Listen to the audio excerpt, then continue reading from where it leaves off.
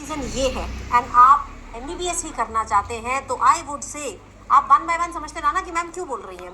Yes, आपको drop इस case में ले लेना चाहिए। नेक्स्ट रीज़न है कि मैम ये मेरा 12th के साथ अटेम्प्ट नहीं था, मेरा फर्स्ट ड्रॉप था।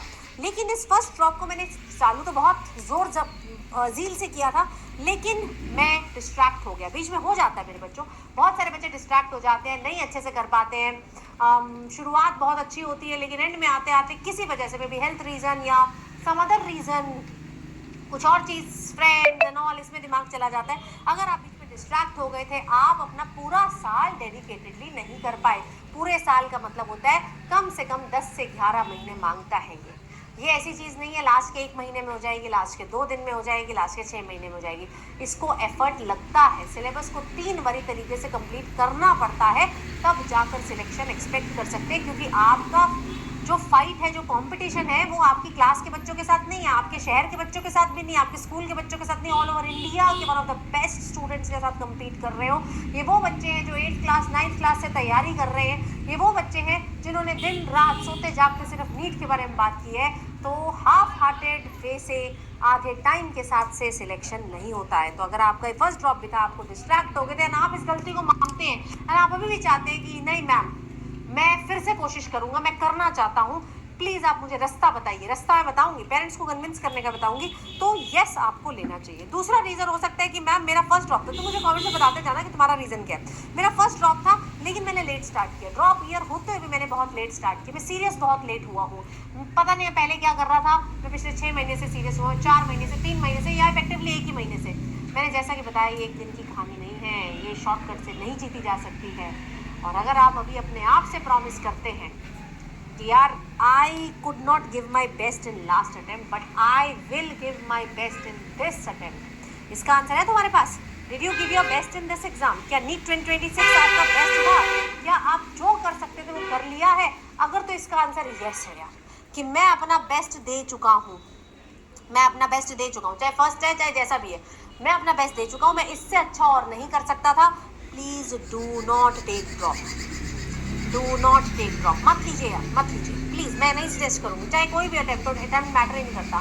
मैटर करता है कि आप अगर अपने आप से समझते हैं कि यार ये मेरा बेस्ट था या नहीं था तो छोड़ दो, कुछ और कर लो, इट इज़ ओके।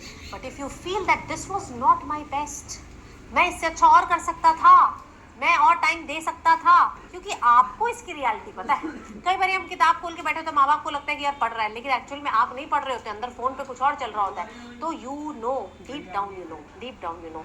तो आज मुझे लिख के जाना, अपने दिल की बात लिख के जाना, एंड सच लिख के जाना। You are anonymous here, but जब आप सच लिखेंगे ना तो एक माइंड में एक एक्नॉलेजमेंट जाएगी, एक अकाउंटेबिलिटी जाएगी और एक रिस्पॉन्सिबिलिटी जाएगी। और इस एज में आपको रिस्पॉन्सिबिलिटी लेनी पड़ेगी अपनी चीज़ों की, ठीक है, अपनी चीज़ों की लेनी पड़ेगी, ठीक है। फिर हम कहते हैं कि क्या मैम नीट का एग्ज़ाम सच में इजी था? इजी होता है, डिफिकल्ट होता है क्या? उस कश्मकश में घुसना ही नहीं है। 2025 डिफिकल्ट था, 4 इजी था, 6 इजी था, बट नीट का एग्ज़ाम ऐसा होगा जिसमें क्रीम सिलेक्ट होगी। क्रीम का क्या मतलब है? 22 लाख में से 1 लाख नहीं तो सिलेक्ट होना है। क्या पेपर टफ आ जाता तो 1 लाख की जगह क्या वो 1.5 लाख को एडमिशन दे देते? नहीं देते ना। तो आपको उसी में ही बेस्ट परफॉर्म करना है, आपको स्टॉप 1 लाख के अंदर आना है। और वो आप कैसे कर सकते हैं ये मैं आपको बताती हूँ।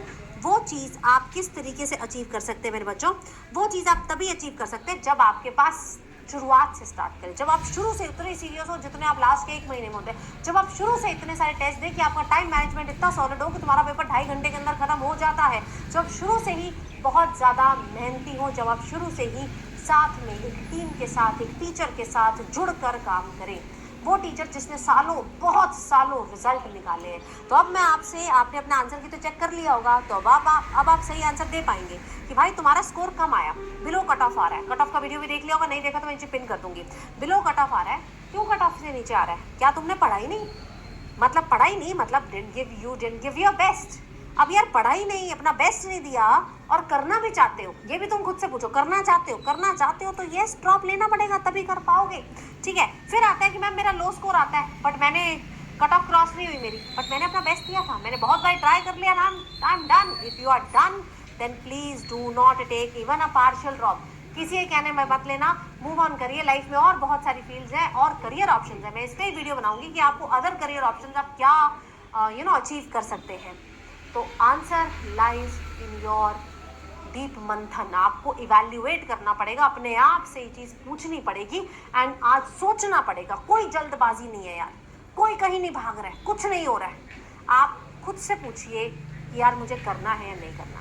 अब बहुत सारे बच्चे, मैं आपको बताऊं, लाखों बच्चे पेपर देने के आते ही क्लियर हो जाते हैं, पेपर तो ठीक था, मेरी तैयारी अच्छी नहीं थी, मेरे को एक बारी और लगेगा।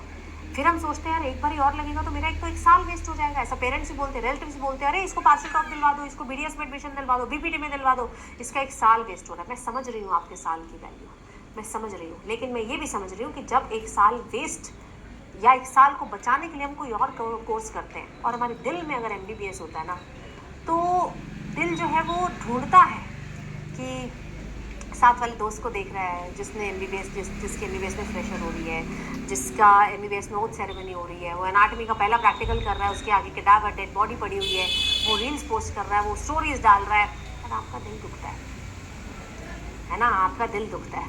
अगर ऐसा सीन है, अगर दिल में वो चीज़ है और आप किसी के कहने पर अपना साल बचाने के लिए कुछ और कर रहे हैं, तो मैं बोलूँगी आप वो भी अच्छे से नहीं कर पाएंगे। जो भी लाइफ में चूज़ करो, चाहे ये ड्रॉप ईयर, चाहे MBBS हो, चाहे ड्रॉप ईयर हो, या फिर कोई और कोर्स, तभी चूज़ करना जब दिल से 100% आवाज़ आए कि यार अब मैं सब चीज़ें छोड़ के ये कर रहा हूँ।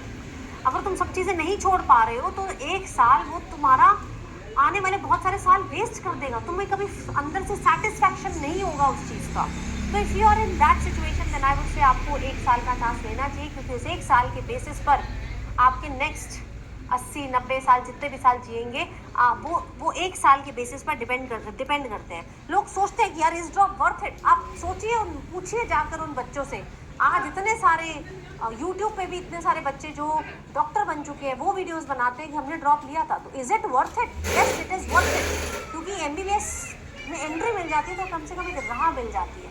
MBBS के बाद भी आप अच्छा अर्न करते हैं, और MBBS के बाद जब आप PG कर लेते हैं बहुत अच्छी अर्निंग आप कर सकते हैं। और सबसे बड़ी चीज़, अर्निंग तो सेकेंडरी है, आप अपने पैशन के साथ जी रहे होंगे, आप अपने ड्रीम के साथ जी रहे होंगे, तो वो साल आपका वेस्ट साल नहीं होता, वो साल आपका इन्वेस्टमेंट होता है। तो अगर आप अपने आप से प्रॉमिस करते हैं कि यार मैं हर वो चीज़ करूँगा जो चाहिए इस एग्ज़ाम के लिए, क्या क्या चीज़ मैम ने बताई, regular class, regular test, proper revision, proper question solving, PYQ solving, अगर आप ये सारी चीज़ें करते हैं तो यार आपको कन्विंस करना चाहिए अपने पेरेंट्स को फॉर टेकिंग अ ड्रॉप। अब पेरेंट्स बहुत इजीली कन्विंस नहीं होते, क्योंकि कुछ गलत भी नहीं है ना। अगर मैं पेरेंट्स के बारे में, मैं पेरेंट्स का अगर पॉव देखूं, मैं आपको पेरेंट्स का पॉव भी दिखाती हूँ, ठीक है, यहाँ लिख देती हूँ। पेरेंट्स की अगर मैं बात करूँ, पेरेंट्स मेरे नहीं मानते, पेरेंट्स कहते हैं कि भाई आप तो ड्रॉप ले लो, नॉट लो। पेरेंट्स कहते हैं आप अपना साल बचाओ, आप ड्रॉप मत लीजिए, आप पार्शियल ड्रॉप ले लो, ये ले लो। आप मना मत करिए पेरेंट्स को, पेरेंट्स की बात मान लीजिए, क्योंकि पेरेंट्स आपका ही साल बचाना चाह रहे हैं। तुम बोलो आप पापा कह रहे हो कि मैं BSc में एडमिशन ले लूँ, मैं ले लूँगा, आप पापा कह रहे हो BPT में एडमिशन ले लूँ, मैं ले लूँगा। अब ये जो एडमिशन होगा ये तो जुलाई अगस्त तक चलते रहेंगे। अगर मन में तुम्हारे अभी भी MBBS है, मन में है कि यार मेरे को चांस मिले तो मैं कर जाऊँगा, तो आप पेरेंट्स से रिक्वेस्ट करो। If parents are not convinced तो पेरेंट्स से रिक्वेस्ट करो कि पेरेंट्स प्लीज़ आप मुझे बस, आपके कहने जो कहोगे मैं करूँगा, आप मुझे एक ऑनलाइन कोर्स दिलवा दीजिए। ऑनलाइन से क्या होगा कि मेरे जो 3 मंथ्स का गैप आ रहा है वो वेस्ट नहीं होगा एंड मैं अपना ड्रीम भी पूरा करने में थोड़ा आगे हो जाऊंगा। इसे पेरेंट्स मना नहीं करेंगे, क्योंकि अफोर्डेबल होता है। इसके लिए आपको लाखों, 1.5 लाख, 2 लाख की फीस नहीं देनी होती है।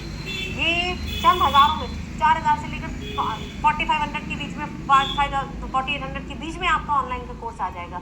और इस बीच तुम उन्हें प्रूव करके दिखा दोगे, इस बीच मेरे बच्चों तुम उन्हें प्रूव करके दिखा दोगे कि यस मैंने बहुत मेहनत की। जब वो तुम्हें देखेंगे कि यार ये स्टार्टिंग के 3 महीने में लगातार बच्चा 8-8, 9-9 घंटे पढ़ाई कर रहा है, उनके माइंड में भी आएगा यार शायद इस बच्चे के लिए यही तैयारी सही है। तो पेरेंट्स को प्रमाण चाहिए होता है, पेरेंट्स को प्रूफ चाहिए होता है। वो तुम्हारे अगेंस्ट नहीं है, वो तुम्हारे साथ हैं, लेकिन आप कन्विंस करें। पहले तो वैसे वर्बली कन्विंस करने की कोशिश करें, नहीं होते हैं तो आप उनकी बात टालें ना। आप बस उनसे रिक्वेस्ट करें कि पापा आप मेरे 3 महीने मुझे तैयारी करने दो, चाहे यूट्यूब से ही कर लो यार, लेकिन 3 महीने तुम तैयारी करने को रिक्वेस्ट करोगे, वो तुम्हें मना नहीं करे। पढ़ने के लिए कौन मना करता है? उनको तो अच्छा लगेगा उनका बच्चा पढ़ रहा है, लेकिन फिर आपको प्रूफ करके दिखाना पड़ेगा।